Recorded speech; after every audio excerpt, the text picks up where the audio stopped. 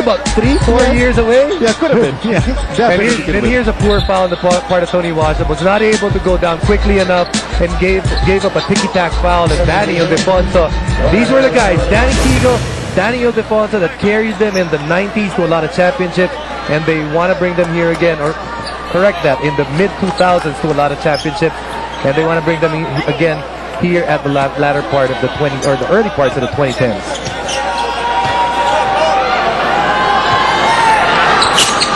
Three-point play finished off by Danny Ildefonso. And the BMEG Derby Ace Llamadas call for a reprieve. We'll be right back. Over to Chicky Reyes with this report. Thank you, Vito. You know, Dondon Ontiveros is being bothered by some stiffness on his left lower back muscle, which he got when he fell down early in the first quarter. According to San Miguel's PT, they have massaged this already, and they are confident that he will get back in the game. Let's see later if Dondon's game will change because of this. Vito, Jason? Thank you, Chicky. Well, in the meantime, the San Miguel Beermen have been doing quite well without him, with guys like Danny Siegel and Danny Ildefonso carrying the cudgels here in the second quarter.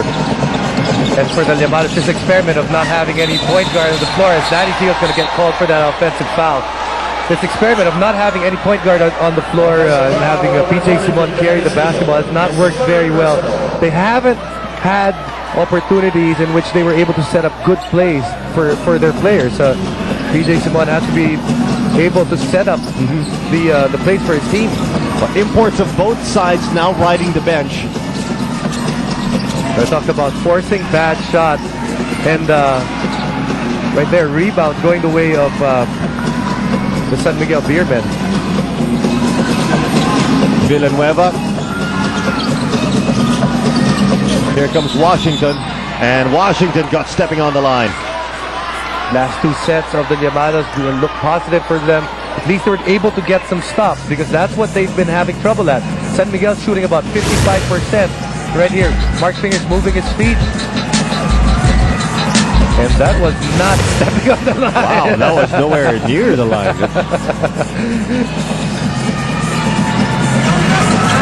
Jumper by Canaleta, no good. And another takeaway by Meyerhofer. He's given positive energy for his team since he's been there.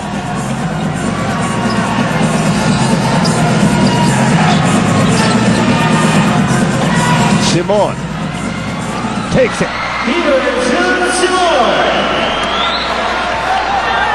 And those are the first points on the board for Peter June Simon.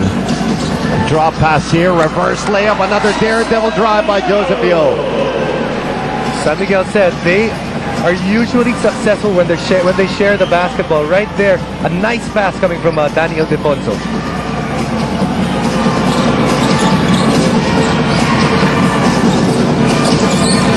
Out to Canaleta.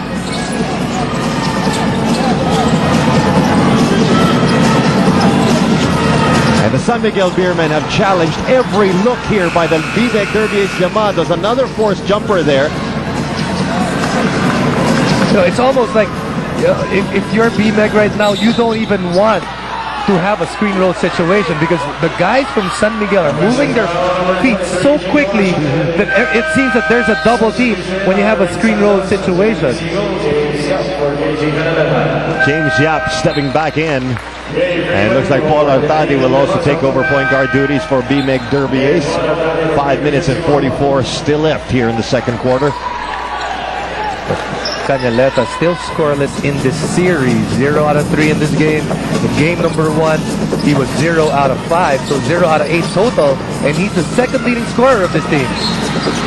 While guys like Don Aliado have taken every opportunity given to them, and he has been rewarded with 8 points already in this ballgame.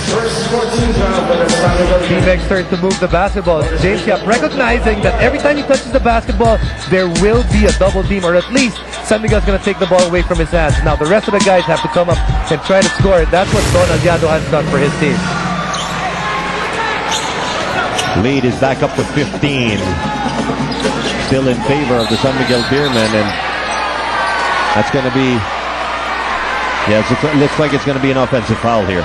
Well, San Miguel right now is giving an opportunity to the Llamadas. That's a number of turnovers That's probably about 3 in the last 5 possessions that the San Miguel Beermen have given the ball back to the Llamados. Now the Llamados have to find a way to consistently score when they have the basketball.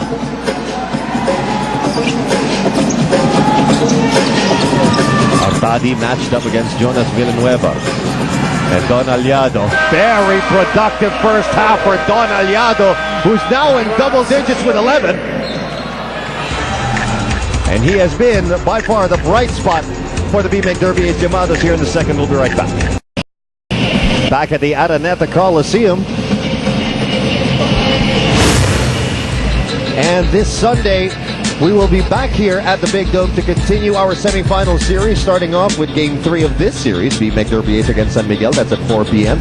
And don't forget the Cash Talk and Text Drop on Texters taking on the Alaska Aces in their Game 3 at 6:30 p.m. And as always, you'll be able to catch it here on Solar TV.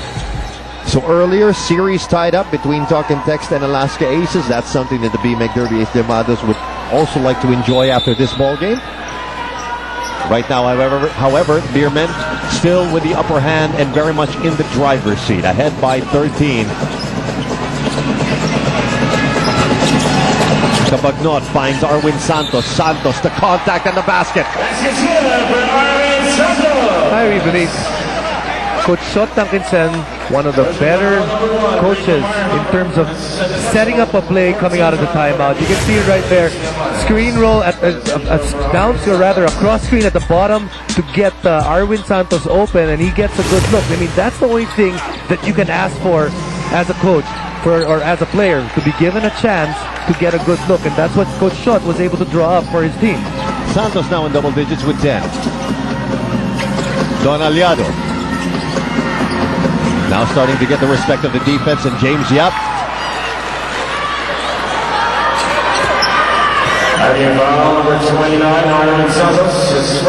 So first personal foul picked up by Arwin Santos. James Yap will be trooping to the line.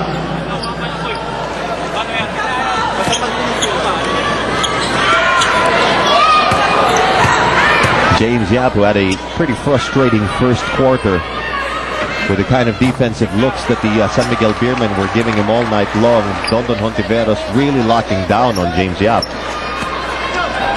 And thank you, by the way, to Hanes, the official underwear of the PBA, for their support of the 2010 PBA Fiesta Conference. So Yap with 5 in the game.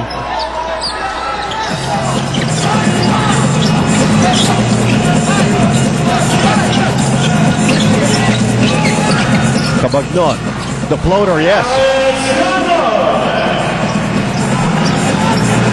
On the other end, Meyerhofer.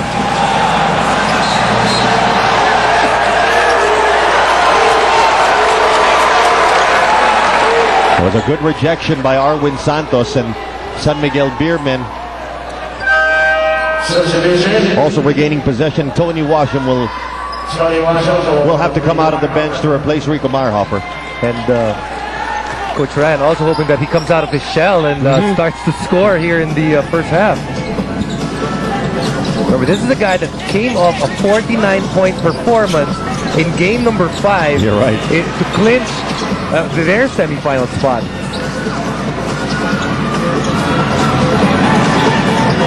Washa. Hard-earned basket for him. That's his 6th.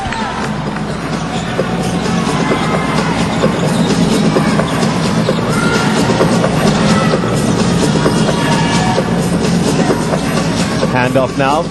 Freeman.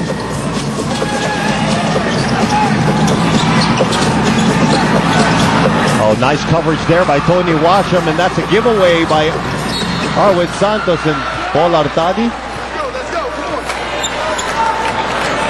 What's your foul on number 3? Jonas Villanueva, his second personal. So Villanueva picking up foul number 2. I almost have to say, for San Miguel, they've done everything right except take care of the basketball, especially here in the second quarter.